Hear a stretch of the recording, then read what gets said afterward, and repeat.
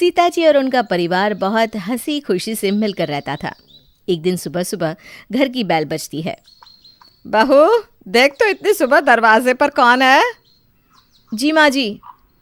काम्या जाके दरवाज़ा खोलती है। अरे मौसा जी, आप इतनी सुबह? हाँ बहू, क्यों नहीं आ सकता क्या? और तुम्हारे माता पिता ने कुछ सिखाया नहीं? प्रणाम तक नहीं करने की तमीज़। माफ़ करिए मौसा जी, प्रणाम, आशीर्वाद दें। सौभाग्यवती भवा। कौन है बेटा? माँ जी, मौसा जी आए हैं गांव से। सास बाहर आके मौसा जी से मिलती हैं। कैसे हैं जीजा जी? आइए आइए, बैठिए। दीदी नहीं आई? नहीं, उनकी तबीयत ठीक नहीं थी। उन्होंने कहा आप जाइए, मैं बाद में मिल लूँगी। अच्छा कि आप चले आए। तब तक पूरा परिवार हॉल में आ जाता है और सभी मौसा जी से मिलते हैं। मौसा जी, आपका सूटकेस कहाँ है? अरे बेटा क्या बताएं, इस शहर में चोर बहुत हैं। जैसे ही ट्रेन से उतरे एक आदमी ने पॉकेट मार ली। अब पॉकेट मार के पीछे भागे तो दूसरी तरफ से एक आदमी हमारा सूटकेस उठाकर चला गया। और जब दोनों को पकड़वाने के लिए पुलिस को कॉल करने गए तो आके पीछे से एक ने मोबाइल छीनकर चोरी करके भाग गया वो। अरे ये तो बहुत बुरा हुआ साड़ू भाई आपके साथ। वही तो, सामान गया तो गया, लेकिन दुख तो इस बात का है कि बहू के लिए 5100 रुपये का नेग और सोने का हार लाया था। पहली बार जो मिल रहा हूँ बहू से, लेकिन अब ऐसे कोरे हाथ ही मिलना पड़ गया। अच्छा नहीं लगता ना? अरे कोई बात नहीं जीजा जी, आप आए वही बहुत है। ये तो आपका बड़प्पन है साली जी। आपके लिए भी बनारसी साड़ी लाया था, खुद जाके डिज़ाइन करवाई थी मैंने, वो भी चोरी हो गई। साड़ू भाई के लिए लेदर के शूज़ और बेटे के लिए ब्रांडेड वॉच थी। तकरीबन लाखों का सामान था बक्से में। फूफा जी, ऐसा ही है तो अभी भी देर नहीं हुई, कंप्लेन कर देते हैं, मिल जाएगा। बेटा कंप्लेंट तो मैं कर दूं, मेरी तो प्रधानमंत्री तक पहुँच है। और अभी चोर जगह पर सामान ला कर भी रख दे, लेकिन जाने दो, वो भी क्या याद रखेगा कि किसी रईस की जेब काटी थी उसने। कितने उदार दिल के हैं ना मौसा जी। सच में मेरे जीजा जी बहुत अच्छे इंसान हैं। जिसके बाद काम्या सबके लिए चाय नाश्ता बनाकर लाती है। बहू ने खाना तो बढ़िया बनाया है, लेकिन हमारी जो बहू है ना, अरे क्या लाजवाब खाना बनाती है। इंसान खाने के साथ साथ उंगलियां भी खा जाए, इतना स्वाद होता है। अच्छा मौसा जी, फिर तो मैं भी कभी आपकी बहू से मिलूंगी तो सीखूंगी उनसे। अरे कहाँ बहू, वो तो 4 साल पहले स्वर्ग सिधार गई। बिजली के झटके में मर गई थी ना वो। आपने कभी बताया नहीं जीजा? कैसे बताता, आप तो सालों से यही है। खैर छोड़ो, बहू 2 पराठे और देना। जी जी मौसा जी, ये लीजिए। अच्छा मैं ऑफिस जा रहा हूँ, साड़ू भाई शाम में मिलते हैं। मुझे भी शहर देखने जाना था, अगर आप जाते जाते कहीं छोड़ देते तो ठीक होता। ठीक है, हाईवे तक छोड़ देता हूँ, टैक्सी कर लेना। ठीक है ठीक है। यहाँ की कार भी कितनी छोटी होती है ना, सड़कों पर तो जगह ही नहीं है। हमारे यहाँ तो यूं बीघा बीघा में फैले हुए पक्के हाईवे बने हुए हैं। 300 की स्पीड में मस्त से गाड़ी भगाओ, और मेरी गाड़ी तो क्या भागती है, बड़ी सी है ना, उसमें 20 लोग आराम से बैठ जाएं। साड़ू भाई गाड़ी है या फिर बस? कार है कार, वो भी जर्मनी से ऑर्डर करके बनवाई थी हमने। अच्छा लीजिए, चलिए हाईवे आ गया, आप यहाँ से टैक्सी कर लो। हमारे यहाँ तो हम मेहमानों को कार ही दे देते हैं घूमने के लिए, और खुद पैदल निकल लेते हैं, क्या ही दिक्कत। तभी ससुर जी को थोड़ी सी शर्मिंदगी महसूस होती है। अच्छा मैं तो भूल ही गया था, पास में मेरी मीटिंग है, आप कार लेके जाओ घूमने, मैं पैदल ही निकल लूँगा यहाँ से, या फिर टैक्सी कर लूँगा। शुक्रिया शुक्रिया। फिर मौसा जी मज़े से कार लेके निकल जाते हैं घूमने के लिए। वहीं रास्ते में कहीं उनकी किसी से कार से टक्कर भी हो जाती है। ओहो, अब तो गई भैंस पानी में, इसे घर ले जाके खड़ी कर देता हूँ। वहीं ससुर जी भी जब घर आते हैं। साड़ू भाई, ये कार का इतना बुरा हाल कैसे हुआ? अरे वो ना, एक आदमी सही से कार नहीं चला रहा था और आके मेरी कार को उसने टक्कर मार दी। अब पता है, ऐसे ही हमारे गांव में ना एक बार एक मेहमान आए थे और कार को लेके खाई में कुदा दिया। बड़ा नुकसान हुआ था, हमने तो उफ तक नहीं की। क्योंकि अतिथि देवो भव। और ये छोटी मोटी वारदात तो होती रहती है, कभी हमसे कभी आपसे। पूरा घर शांत हो जाता है। सही कह रहे हैं जीजा जी, जो हो गया सो हो गया। कार का क्या है, बन जाएगी। पैसा तो ये मायके से लेके आई है जैसे। ऐसे ही एक दिन सुबह, अरे काव्या, ये क्या है यार? कल को तुम्हें मैंने एक फाइल दी थी, वो भी नहीं संभाली गई तुमसे। देखो सुबह सुबह ना दिमाग के दही मत करो। हजारों काम होते हैं घर में, यहाँ वहाँ सारा दिन कुछ न कुछ रखती उठाती रहती हूँ।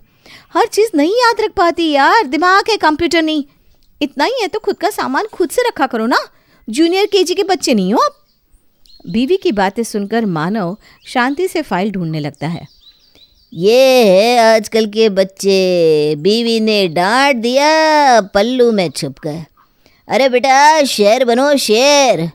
तुम्हारी मौसी अगर मुझ पे चिल्लाए ना तो मैं भी दहाड़ देता हूँ, बकरी बन जाती है वो। अच्छा मौसा जी, आप तो फिर बहुत बहादुर हैं। तो क्या, एक बार तो ऐसे जंगल में मैंने शेरनी को भी उठाकर पटक दिया था। मुझे दूध पीना था और उस समय कहीं दूध मिल नहीं रहा था, और मैं जंगल में गया, वहाँ शेरनी मिल गई। सोचा शेरनी का ही दूध निकाल कर पी लेता हूँ आज। लेकिन वो तो बड़ी चंट निकली, मुझे मार कर खाना चाहती थी।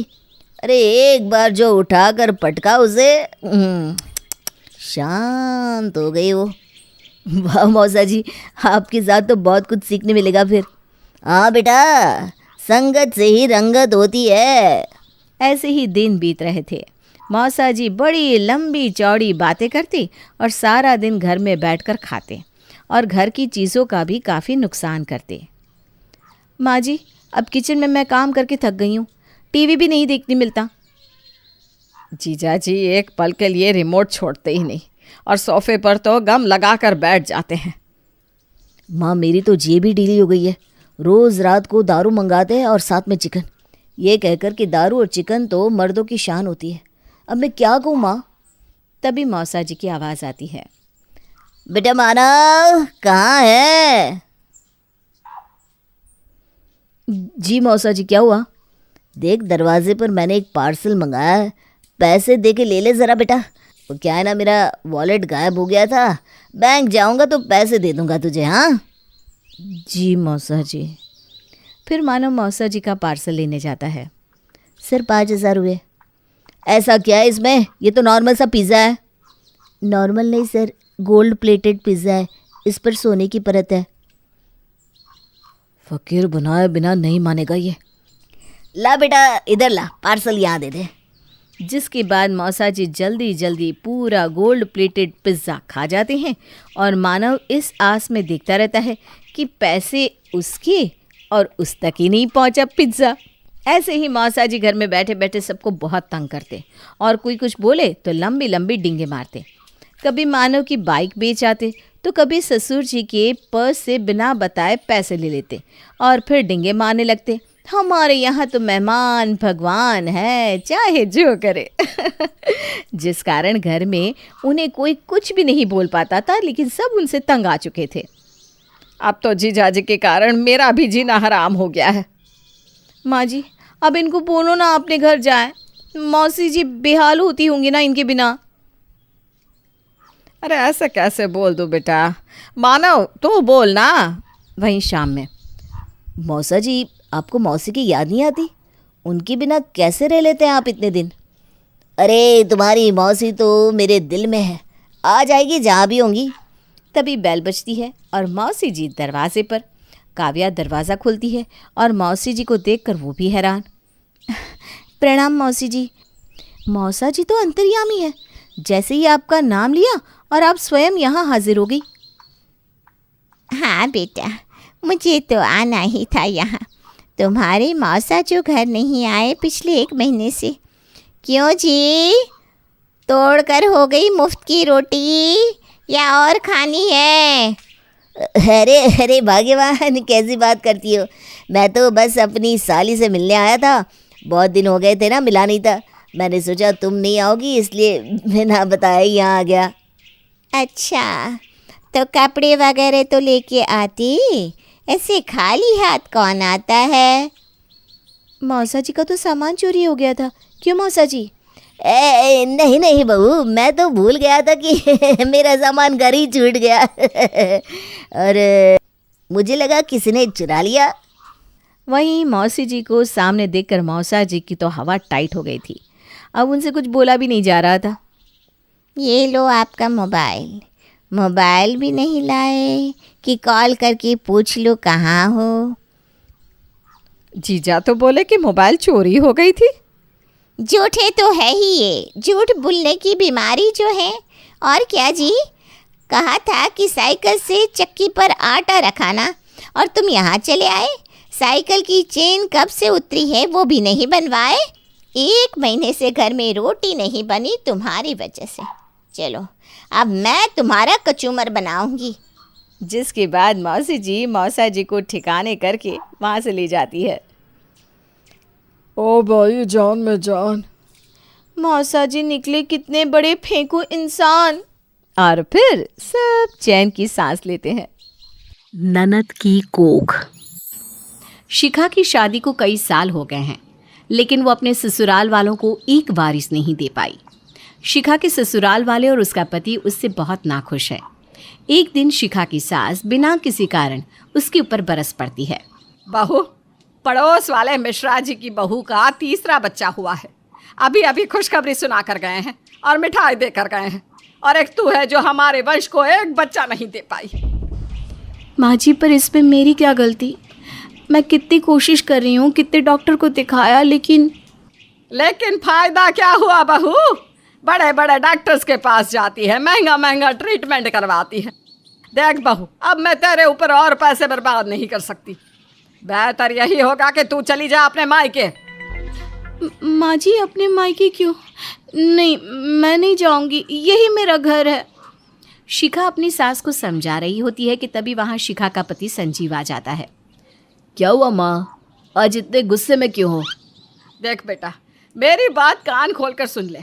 तुझे अपनी बीवी और माँ में से किसी एक को चुनना है। या तो शिखा इस घर में रहेगी या मैं। और अगर कल तक शिखा इस घर से नहीं गई तो मैं ये घर छोड़कर चली जाऊंगी। संजीव माँ की बात सुनकर सोच में पड़ गया कि अब वो क्या करे। अगले दिन संजीव शिखा को उसके मायके छोड़ने चला गया। रास्ते में शिखा ने संजीव से पूछा, संजीव, मुझे यकीन नहीं आ रहा कि आप माँ जी के कहने पर मुझे मेरे मायके छोड़ने जा रहे हैं। शिखा, मैं क्या करूं? मैं मजबूर हूं। तुम ज़रा माँ की तरह सोच कर देखो ना। उनका कहना भी तो गलत नहीं। तुम हमें एक बच्चा भी नहीं दे पा रही हो। तो क्या ये सब मेरे हाथ में है? आप सब मेरी जगह खुद को रख कर क्यों नहीं देखते?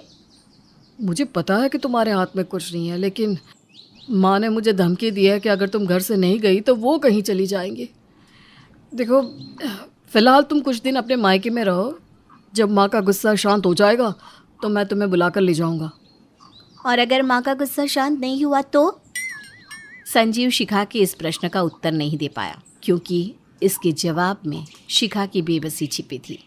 शिखा अपने मायके आ गई, लेकिन शिखा के भाई अंशुल और माँ मंजू ने शिखा की परेशानी सुने बिना ही उसे सुनाना शुरू कर दिया। शिखा, तुम बोल रही हो कि तुम्हारी सास ने तुम्हें घर से निकाल दिया, लेकिन क्यों? बेटा, समधन जी ऐसी नहीं है, ज़रूर तुमने ही कुछ किया होगा। माँ, भैया, आप दोनों मुझ पर ही इल्ज़ाम लगा रहे हो। मैंने कुछ नहीं किया। आप ही बताओ, जो चीज़ मेरे हाथ में है ही नहीं वो मैं कैसे कर सकती हूँ? शिखा, तुमने हर बार अपनी मनमानी की है। हमने तुमसे कुछ नहीं कहा। मैं तुम्हारी सास से बात करूँगा, और अगर गलती तुम्हारी निकली ना तो फिर तुम मुझे जानती हो। अंशुल अपनी बहन को डांट ही रहा था कि वहाँ उसकी पत्नी अंकिता आ जाती है। अंशुल जी, मैं कब से देख रही हूँ, आप अपनी बहन को कितना डांट रहे हो। अभी तो घर में आकर खड़ी हुई है वो, उसे कुछ खाने पीने दो, थोड़ा आराम करने दो। अंकिता, तुम्हें क्या लगता है, क्या हम इसके दुश्मन हैं? आप इसके दुश्मन नहीं हो, लेकिन दोस्त वाली हरकत भी नहीं है आपकी। शिखा पहले से ही इतनी परेशान है, और परेशान क्यों कर रहे हो उसे? चलो शिखा, कुछ खा लो पहले। नहीं भाभी, रहने दो। माँ और भाई की बातों से पेट भर गया मेरा। शिखा वहाँ से चली जाती है। अंशुल शिखा की सास से बात करने के बाद कहता है, माँ, शिखा की सास तो बहुत गुस्से में है। वो शिखा के बारे में बहुत बुरा बोल रही है। कह रही है कि जब तुम्हें पता था कि तुम्हारी बेटी कभी माँ नहीं बन सकती तो उसे हमारे सर पर मरने की क्या ज़रूरत थी। ये कैसी बात कर रही है शिखा की सास? माँ, कहीं शिखा जानबूझकर तो ये सब नहीं कर रही ना? अंशुल की बात सुनकर अंकिता अपने पति और सास को समझाती है। आप दोनों को ऐसा क्यों लग रहा है कि शिखा ये सब कुछ जानबूझकर कर रही है? वो पहले ही इतनी दुखी है। आप दोनों को उसका साथ देना चाहिए, उसकी मदद करनी चाहिए। लेकिन आप दोनों को तो उसके जख्मों पर नमक छिड़कने से ही फुर्सत नहीं। कौन औरत ऐसा चाहेगी कि वो जानबूझकर मां ना बने? अंकिता के समझाने का उनके पति और सास पर कोई असर नहीं पड़ता। अब शिखा अपने मायके में रह तो रही है, लेकिन उसका भाई और माँ उसके साथ गैरों की तरह बर्ताव करते हैं। एक दिन शिखा सबके लिए नाश्ता बना रही थी तो शिखा, तुम्हारी भाभी कहाँ है? उनकी सर में थोड़ा दर्द था तो आज नाश्ता मैंने बना दिया। देखो, तुम्हें ये सब करने की कोई ज़रूरत नहीं है। तुम 4 दिन की मेहमान हो, मेहमान बनकर रहो। माँ, मुझे नहीं करना नाश्ता, मैं ऑफिस में ही कुछ खा लूँगा। माँ, भैया ने तो कुछ नहीं खाया। क्यों करते हैं ऐसा? चलिए आप ही कुछ खा लीजिए।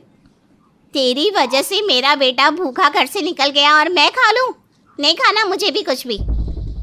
मंजू भी वहाँ से चली जाती है। अपने मायके वालों के बर्ताव से शिखा को बहुत दुख होता है। अब वो हमेशा चुप चुप और अपने कमरे में रहती। अंकिता से अपनी ननद की ये हालत देखी नहीं गई तो वो अपनी ननद को लेकर इन विट्रो फर्टिलाइजेशन सेंटर चली गई। शिखा, तुम्हें समझ में आया डॉक्टर ने क्या कहा? तुम माँ बन सकती हो। भाभी, लेकिन कोई भी इसके लिए राजी नहीं होगा। हम घर वालों को कैसे समझाएंगे? पहले बात करके तो देखते हैं, क्या पता हमारी बात मान ही ले।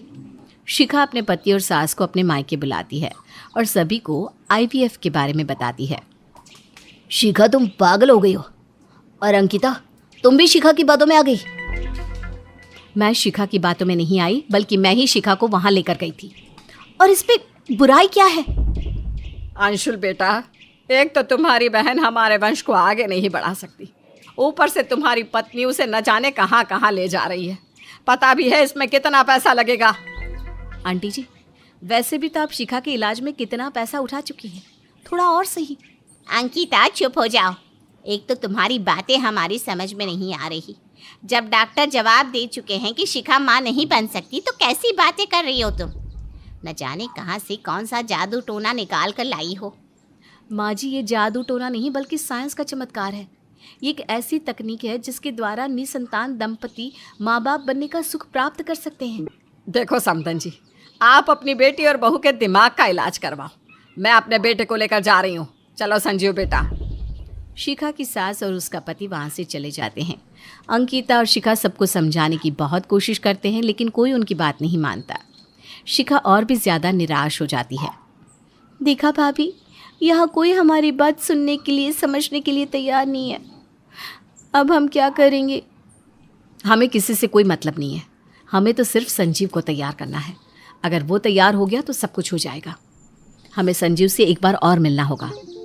अंकिता और शिखा संजीव से मिलने जाती है। संजीव को बहुत समझाती है, लेकिन वो अपनी बात पर अड़ा रहता है और कहता है, अंकिता भाभी, आपका समझाना बेकार है। माँ नहीं मानेंगी और लोग क्या कहेंगे? संजीव, आप कब तक लोगों की सुनते रहेंगे? बच्चा आपको और शिखा को चाहिए, लोगों को नहीं। आप देखिएगा, जब बच्चा आपकी गोद में आ जाएगा ना, तो आप सारी बातें, सारी परेशानियां भूल जाएंगे। और ये बात भी तो सही है ना कि आप शिखा से बहुत प्यार करते हैं, लेकिन माँ के कहने पर आपको शिखा से दूर रहना पड़ रहा है। कब तक ऐसे ही चलता रहेगा? अगर ज़िंदगी में कोई परेशानी आती है तो उसका समाधान ढूंढना चाहिए, उससे भागना नहीं चाहिए। आप देखना, जब आपके घर में बच्चा आ जाएगा ना, तो आपकी माँ से ज़्यादा खुश और कोई नहीं होगा। आप ठीक कह रही हैं भाभी, आपने मेरी आंखें खोल दी। मैं आज ही शिखा को अपने घर ले जाऊंगा और कल शिखा और मैं IVF सेंटर ज़रूर जाएंगे। संजीव अंकिता की बातों को समझ पाता है और इस तरह अंकिता ने अपनी प्यारी ननद शिखा का घर टूटने से बचा लिया। रीचा को कभी किसी चीज की कोई कमी नहीं थी, और भला होती भी कैसे? आखिर वो इतने बड़े घर की बहू जो थी। पर कहते हैं ना, हर चमकने वाली चीज सोना नहीं होती। ठीक उसी तरह से रीचा जितनी खुश दिख रही थी, वो उतनी खुश थी नहीं, और इसका कारण है बच्चा। जी हाँ, रीचा की शादी को पूरे 6 साल हो चुके थे, पर उसे कोई बच्चा नहीं हुआ था। ऐसे ही एक दिन रीचा अपने कमरे में काम कर रही थी, तभी वहाँ उसकी सास कुंती उसके पास आती है। बहू, आज खाने में क्या बन रहा है? माँ जी, आज मैं चांप और पूरी, खीर और रायता बना रही हूँ। वो क्या है ना, आज मेरा भाई आ रहा है। भाई? कौन सा भाई बहू? तेरा तो कोई भाई नहीं है। माँ जी, मेरी मौसी का लड़का आज अपनी वाइफ काजल और अपने बेटे रोहन के साथ आ रहा है। ओह, अच्छा अच्छा, चलो ये तो बहुत अच्छी बात है, इसी बहाने तेरा भी मन लगा रहेगा। कुंती की बात सुनकर रीचा मुस्कुराती है और दोनों सास बहू आपस में बातें करने लगते हैं। तभी उसके घर कुंती की पड़ोसन रजनी अपने हाथों में मिठाई का डब्बा लेकर आती है। कुंती, अरे ओ कुंती, जरा बाहर तो आ, तुझे एक खुशखबरी सुनानी है। रजनी की आवाज़ सुनकर कुंती बाहर हॉल में आती है और रजनी के हाथों में मिठाई का डब्बा देकर पूछती है, अरे वाह, क्या बात है रजनी बहन, आज तुम मेरे घर में मिठाई का डब्बा लेकर क्यों आई हो? अरे बात ये ऐसी है कि अगर तू भी सुनेगी तो खुशी से फूली नहीं समाएगी। तुझे पता है मेरी बहू को फिर से लड़का हुआ है। अरे वाह वाह वाह, ये तो अच्छी बात है, एक बार फिर तेरे घर में बच्चे की किलकारी गूंजेगी। हाँ, बात तो बिल्कुल सही कह रही है तू, लेकिन सच में तुझे कितना बुरा लगता होगा ना। मतलब तेरे बेटे से मेरे बेटे की शादी बाद में हुई और मेरे बेटे को दो बेटे भी हो गए, पर पता नहीं तेरे घर में बच्चों की किलकारियाँ कब गूंजेगी। रजनी कुंती की कान भरने की कोशिश करती है, पर तभी वहाँ छाया आ जाती है और अपनी पड़ोसन आंटी की बात सुनकर वो जवाब दे देती है। माफ़ करना आंटी जी, पर आपके घर में खुशियाँ आई है तो आप अपने घर की खुशियों पर ध्यान दीजिए ना। किसके घर बच्चा हो रहा है, किसके घर नहीं, आप इन सब बात पर ध्यान ना देना तो आपके लिए ज़्यादा अच्छा रहेगा। हाँ, तो मुझे क्या मतलब है तुम्हारे घर से? अरे मैं तो बस मिठाई देने आई थी। तो ठीक है, अब आपने मिठाई दे दी ना, तो अब आप जा सकती हैं। उसकी बात सुनकर रजनी वहाँ से मुंह बनाते हुए चली जाती है, लेकिन दूर खड़ी रीचा ये सब देखती और सुनती है और वो अपनी आंखों में आंसू लिए एक बार फिर काम करने लगती है। वहीं छाया अपनी माँ पर गुस्सा करती है। माँ, आपने आंटी को जवाब क्यों नहीं दिया? मतलब कोई भी आकर हमारे घर के बारे में कुछ भी बोलेगा और आप सुनती रहेंगी? आपने सोचा भी है अगर भाभी ने ये बात गलती से भी सुन ली होती तो उन्हें कितना बुरा लगता? अरे मैं उसे कुछ बोल पाती उससे पहले तो तू यहाँ आ गई और तूने सुना तो दिया, फिर मैं क्या बोलती छाया? कुंती छाया आपस में बात कर रहे थे, तभी उनके बात को काटते हुए रीचा वहाँ आती है और अपनी ननद और सास दोनों को समझाते हुए कहती है, अरे तो क्या हो गया छाया, अगर आंटी ने यहाँ आकर कुछ बोल दिया तो क्यों बात का बतंगड़ बना रही हो? भूल जाओ ना उनकी बातें। भाभी सच में ना आपके अंदर बहुत पेशेंस है। इन सबको छोड़ो और चलो खाना खा लो। अरे पर बहू, अभी तो तेरा भाई आने वाला है ना, पहले उसे आ जाने दे, फिर सब साथ में खाते हैं। कुंती की बात से रीचा सहमत होती है और वो सब रीचा के भाई का वेट करने लगते हैं। कुछ दिन में राहुल अपनी पत्नी काजल और बेटे रोहन के साथ रीचा के घर आता है, जहाँ रीचा का बड़ा आलीशान घर देखकर दोनों हस्बैंड वाइफ की आंखें फटी की फटी रह जाती है। आपकी बहन का घर कितना बड़ा है, ऐसा घर तो हमने बस टीवी में देखा है। तुम सही कह रही हो काजल, इतना बड़ा घर देखकर तो मेरी आंखें फटी की फटी रह गई। दोनों पति पत्नी आपस में बात कर रहे थे, तभी वहाँ रीचा आ जाती है, जहाँ वो रोहन और अपने भाई को देखकर बहुत खुश होती है। अरे भैया भाभी, आप आ गए और आपने मुझे आवाज़ तक नहीं लगाई। बहन, तेरा घर इतना बड़ा है कि समझ में नहीं आ रहा था कहाँ जाओ, मतलब कहाँ आवाज़ लगाऊं। कोई बात नहीं भैया, आइए मेरे साथ आइए। रीचा अपने भैया भाभी को अपने साथ डाइनिंग टेबल पर ले जाती है और अब सभी लोग एक साथ खाना खाते हैं। खाना खाने के दौरान काजल अपना दिमाग चलाती है और रीचा से कहती है, रीचा, मैं क्या कह रही थी कि हम लोग अभी अभी यहाँ शिफ्ट हुए हैं, हमें यहाँ की इतनी नॉलेज नहीं है और मैं और तुम्हारे भैया दोनों ही ऑफिस जाते हैं ना, तो मुझे समझ में नहीं आ रहा कि रोहन को कहाँ रखूँ। अगर दिक्कत ना हो तो क्या तुम यहाँ मेरे बेटे को रख लोगी और तुम्हारे छोटे मोटे कामों में हाथ बटा देगा? अरे ये क्या बोल रही हो तुम? भला रोहन क्यों काम करवाएगा? वो यहाँ रहेगा, हम उसको पढ़ाएंगे, तुम चिंता मत करो और बेफिक्र होकर इसे छोड़कर चले जाया करो। वैसे भी रोहन यहाँ रहेगा तो हमारा इससे मन भी लगा रहेगा, क्यों बहू? हाँ हाँ, क्यों नहीं माँ जी। ठीक है आंटी जी, और थैंक यू सो मच। भाभी आप बेफिक्र हो जाइए, आखिर रोहन भी तो मेरा ही बेटा है। रीचा की बात सुनकर काजल के चेहरे पर एक मुस्कान आ जाती है, जिसके बाद काजल और राहुल रोहन को रीचा के पास छोड़कर चले जाते हैं। रोहन के साथ आज पहले ही दिन में रीचा और कुंती काफ़ी घुल मिल जाते हैं। रोहन के साथ खेलते खेलते उनका पूरा दिन निकल जाता है और शाम को राहुल रोहन को अपने साथ ले जाता है। समय यूं ही गुजरता है और गुजरते समय के साथ न सिर्फ रीचा और कुंती बल्कि छाया और मोहित भी उससे अटैच्ड हो गए थे। रोहन जब भी रीचा के पास आता तो सब लोग उसे पढ़ाते और एक अच्छी परवरिश देते। ऐसे ही एक दिन काजल अपने बेटे रोहन को छोड़ने रीचा के घर आती है, जहाँ छाया काजल से कहती है, काजल भाभी आज तो संडे है, उसके बाद भी आप रोहन को यहाँ छोड़ने आ गई? वो ना मुझे और राहुल को कहीं बाहर जाना है तो सोचे क्यों ना हम आज भी रोहन को यहीं छोड़ जाए। अरे तो क्या हो गया भाभी, वैसे भी रोहन से मैं कुछ ज़्यादा ही अटैचमेंट हो गई है, मन ही नहीं करता इसे खुद से दूर करने का। हाँ वो बात तो ठीक है, पर छाया ने पूछा तो मैंने बताना ज़रूरी समझा। अरे ये तो है ही पागल, पता नहीं कहाँ कहाँ से ऊट पटांग सवाल लाती रहती है। खैर आप रोहन को यहीं छोड़ जाओ, वैसे भी रोहन को हमारे साथ बहुत मज़ा आता है। क्या रोहन? हाँ, मुझे आपके साथ बहुत अच्छा लगता है। और आपको पता है, मेरा तो मन ही नहीं करता यहाँ से जाने का। मम्मी मौसी मेरा बहुत अच्छे से ख्याल रखती है। ये तो बहुत अच्छी बात है। अच्छा मैं चलती हूँ। काजल वहाँ से चली जाती है और एक बार फिर रोहन रीचा के घर में सभी के साथ खेलने लगता है। सुबह से शाम कब हो जाती है किसी को कुछ पता नहीं चलता और शाम को राहुल रोहन को अपने साथ अपने घर ले जाता है। रोहन के घर से जाते ही रीचा अपने भाई राहुल को कॉल करती है। भैया आप घर पहुंच गए क्या? हाँ रीचा, मैं घर आ गया। क्यों, क्या हुआ? नहीं वो ना बस ऐसे ही अजीब सा मन हो रहा था, इसलिए सोचा क्यों ना आपको कॉल करके पूछ लूं कि रोहन कैसा है।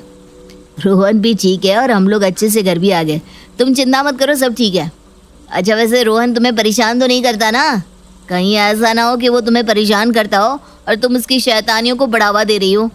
अरे नहीं भैया, रोहन हमें बिल्कुल भी परेशान नहीं करता, बल्कि वो तो बहुत अच्छे से रहता है। राहुल और रीचा आपस में बात कर रहे थे, तभी रोहन आता है और अपने पापा से फ़ोन की जिद करने लगता है। उसको ऐसे जिद करता देख राहुल उसको फ़ोन दे देता है, पर इसी बीच राहुल कॉल काटना भूल जाता है। रोहन फ़ोन लेकर वहीं बैठ जाता है, तभी काजल वहाँ आती है। किसका कॉल था राहुल? और किसका होगा, रीचा का। पूछ रही थी मैं और रोहन सही से घर पहुंच गए कि नहीं। तुम्हारी बहन भी ना सच में बहुत बेवकूफ़ है। उसे इतनी सी बात समझ में नहीं आ रही कि हम अपने बेटे को उसके घर क्यों छोड़ रहे हैं। काजल वैसे सच कहूँ तो मुझे भी समझ में नहीं आया कि हम अपने बेटे को रीचा के घर क्यों छोड़ रहे हैं। राहुल, तुम्हारे इस क्वेश्चन से सच में मुझे लगता है कि तुम्हारा पूरा परिवार ही उल्टी खोपड़ी का है। अरे मैं रोहन को वहाँ इसलिए नहीं छोड़ती कि मेरे रोहन से उनका मन लगा रहे, बल्कि मैं रोहन को इसलिए छोड़ती हूँ क्योंकि तुम्हारी बहन करोड़ों में खेल रही है, उसकी कोई औलाद है नहीं। जाहिर सी बात है उसको बच्चों से काफ़ी लगाव होगा। बस इसी का फ़ायदा हमें उठाना है। वहाँ रहने से हमारे बेटी की अच्छी परवरिश हो रही है। कुछ दिन में वो लोग रोहन का एडमिशन एक अच्छी सी स्कूल में करवा देंगे। धीरे धीरे मेरा बेटा उनके दिल के साथ उनके घर में भी जगह बना लेगा और मौके का फ़ायदा उठाकर हम उनकी करोड़ों की प्रॉपर्टी भी हथिया लेंगे। अरे वाह, क्या आइडिया है तुम्हारा। दिमाग मतलब कमाल कमाल भाई। इस बात से अनजान राहुल और काजल की कॉल पर उनकी सारी बातें मोहित सुन रहे थे। वो अपनी कामयाबी की खुशियाँ मना रहे थे, पर रीचा के दिल को बहुत गहरा धक्का लग गया और उन दोनों की बातें सुनकर रीचा रोते हुए मोहित के गले लगकर कहती है, देख रहे हो मोहित, मेरी ममता का मेरे भाई ने क्या सिला दिया। मेरा भाई ऐसा करेगा सपने में भी नहीं सोचा था। अरे उसकी बेटी को मैंने कभी पराया नहीं समझा, बल्कि हमेशा अपनी औलाद समझी। फिर भी कोई बात नहीं रिया, तुम्हारे भाई और भाभी ने जो सोचा था अब होगा वही। बस फर्क इतना रहेगा कि अब उनका रोहन पर कोई अधिकार नहीं होगा, क्योंकि मैं रोहन को लीगली अपना बेटा बनाऊंगा, उसको गोद लूंगा। मोहित रीचा को समझाकर सुला देता है, जिसके बाद वो अगली सुबह कोर्ट से लीगल पेपर मंगवाता है। और जब काजल और राहुल रोहन को छोड़ने के लिए रीचा के घर आते हैं तब राहुल, आज से रोहन हमारे पास ही रहेगा, क्योंकि हम रोहन को लीगली गोद ले रहे हैं। अब ना तो तुम दोनों का कोई हक रोहन पर आएगा और ना ही तुम इसे अपना बेटा कह सकती हो। ये आपको क्या हो गया? आप ऐसी बातें क्यों कर रहे हैं?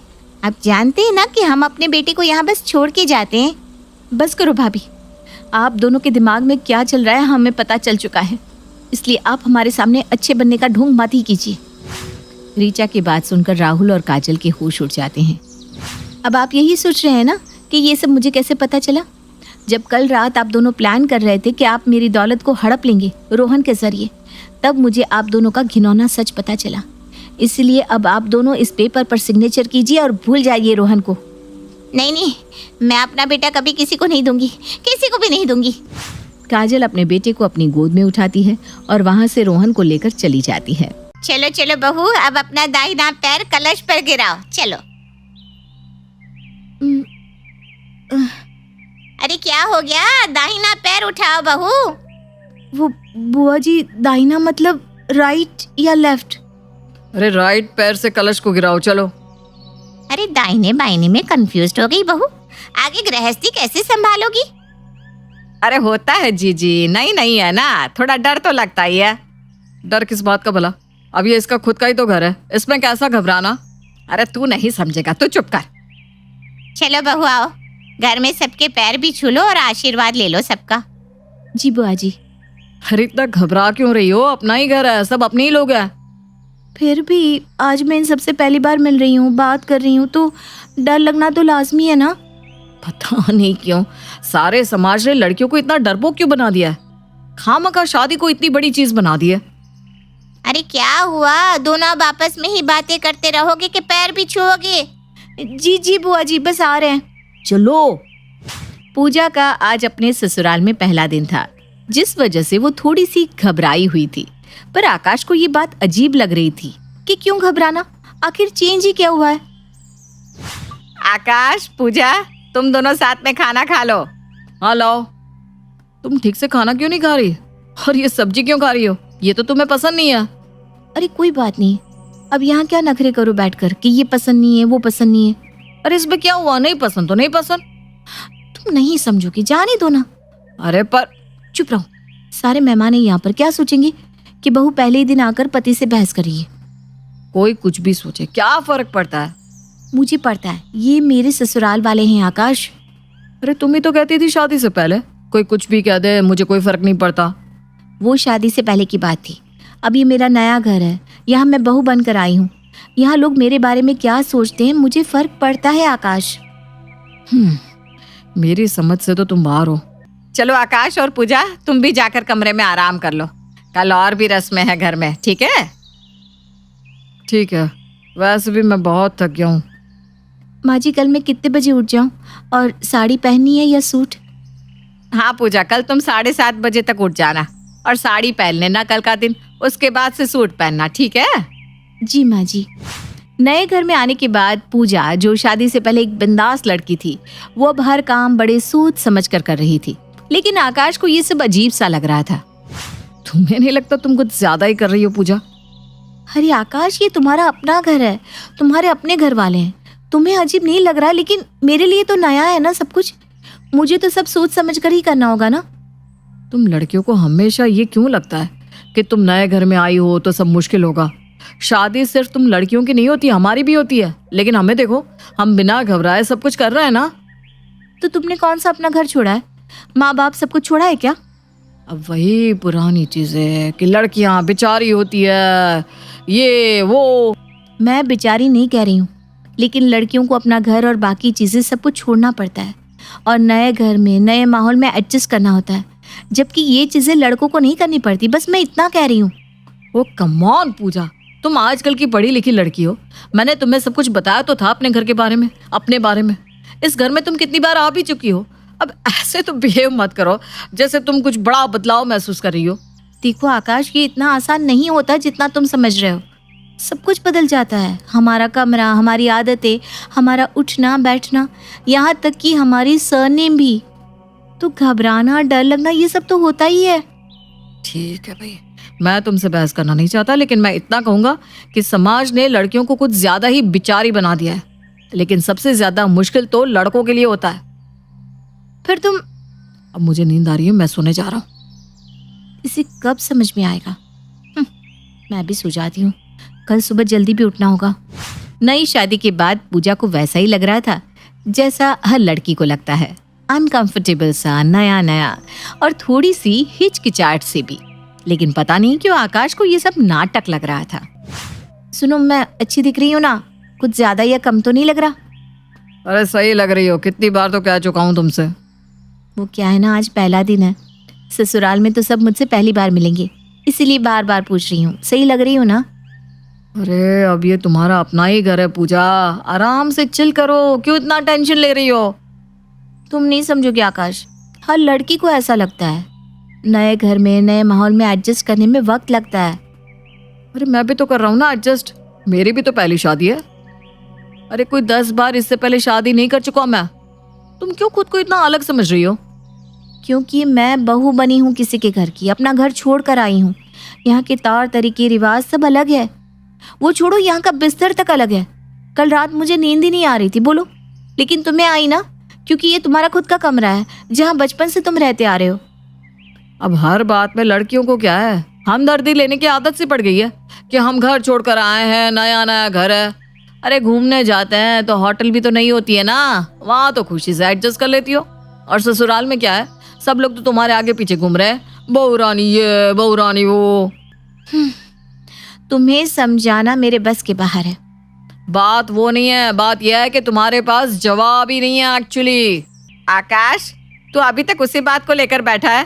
तुम दोनों अभी चलो, सारे मेहमान नीचे आ गए हैं। जी माँ जी चलिए, पता नहीं इनके दिमाग में क्या भरा पड़ा है।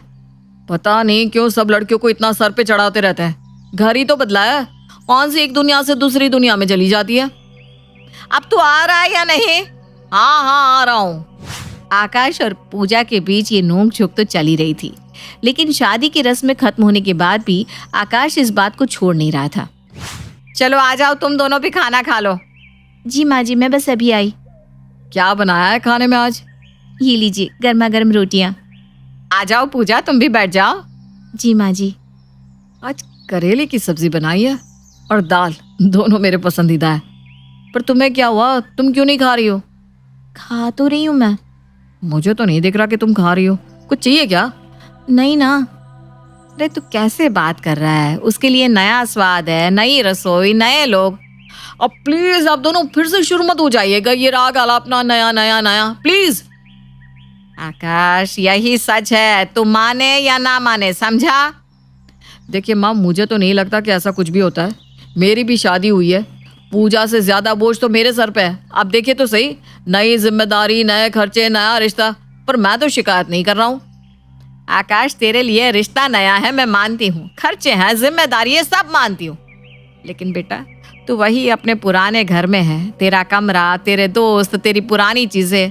तुझे कोई जज नहीं कर रहा कि तू कैसे उठता है, कैसे बैठता है।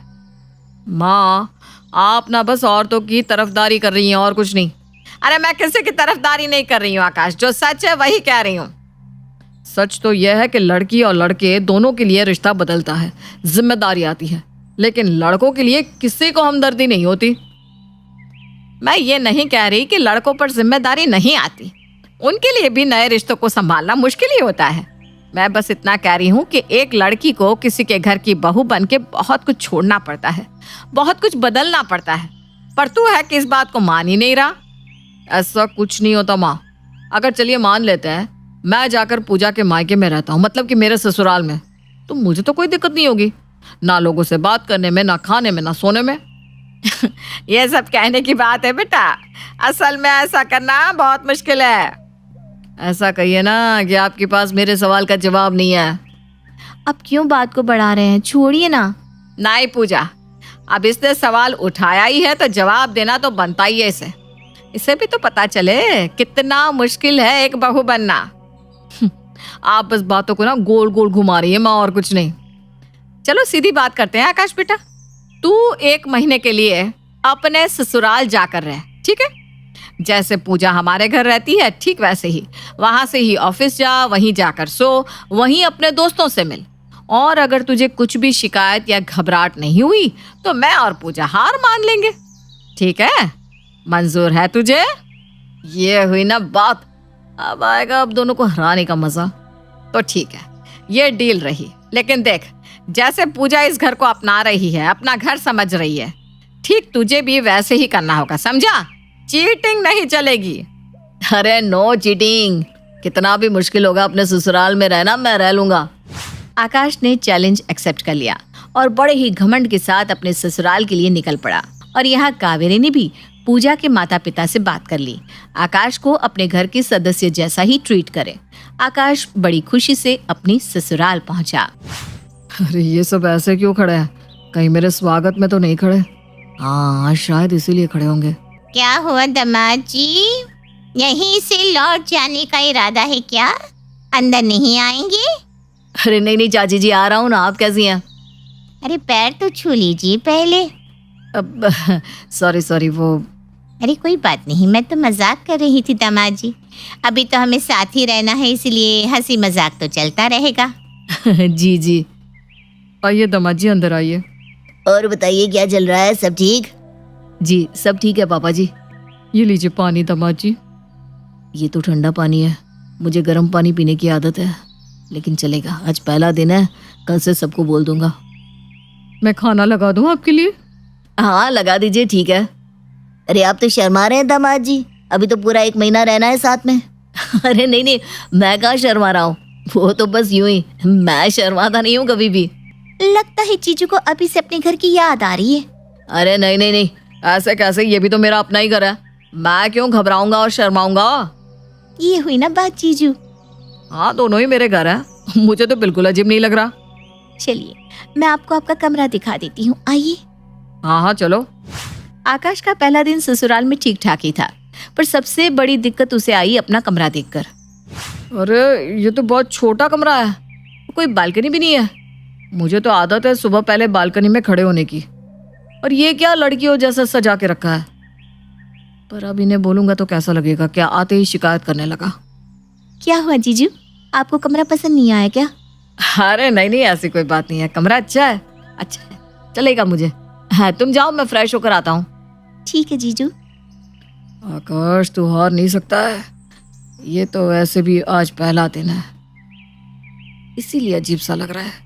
कोई बात नहीं, 2-3 दिन में सब नॉर्मल हो जाएगा। कितना मुश्किल है अपने ससुराल में रहना, मैं माँ और पूजा को गलत साबित करके ही रहूंगा।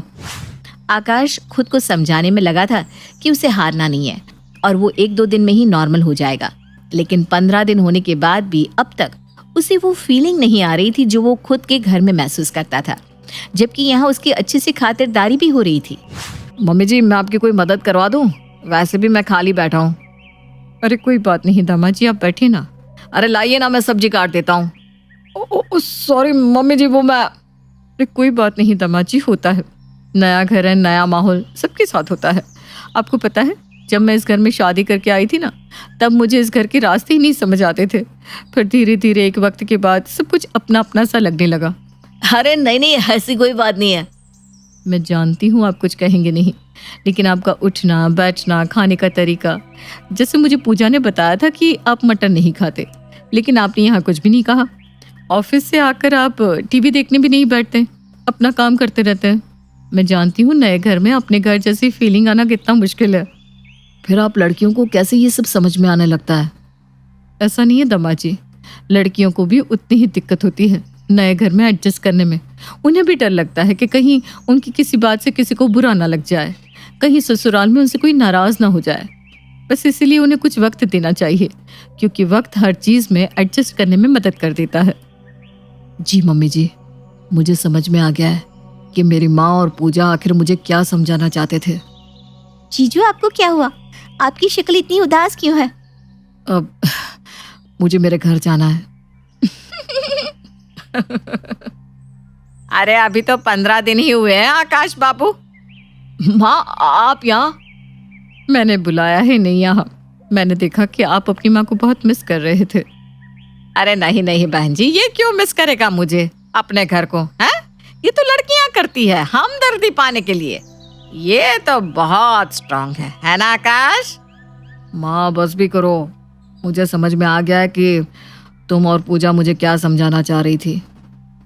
हम लड़कियां मानती हैं कि लड़कों को भी बहुत कुछ झेलना पड़ता है, संभालना पड़ता है, जिम्मेदारी आ जाती है उनके ऊपर भी, लेकिन लड़कियों के लिए उसके साथ साथ अपने माता पिता को, अपने दोस्तों को, अपने भाई बहनों को, अपने कमरे को जहां उन्होंने इतना वक्त बिताया है, सब कुछ बस एक दिन में छोड़ना पड़ता है, क्योंकि अब उनकी शादी हो गई है। इसलिए अगर वो अपने नए ससुराल में घबरा रही है, शर्मा रही है, तो ये पति का कर्तव्य है कि उन्हें समझे और थोड़ा वक्त दे, एडजस्ट होने के लिए। मुझे माफ़ कर दो पूजा। मुझे लगता था कि कितना ही मुश्किल होगा एक घर से नए घर में रहना, वहाँ के लोगों के साथ बनाए रखना। लेकिन जब मैं यहाँ आया तब मुझे एहसास हुआ कि सच में कितना अजीब सा लगता है अपने घर को छोड़कर किसी नए घर में जाना। तो अब तू यहीं रह रहा है ना, और 15 दिन? नहीं नहीं मॉम, मुझे अपने घर जाना है। तो आकाश को तो समझ में आ गया कि एक नए घर में जाकर वहां के माहौल को अपनाना कैसा लगता है। अब आप में से कोई है जिसे अभी तक ये बात समझ में नहीं आई हो? अगर ऐसा है तो रह कर देखो अपने ससुराल में।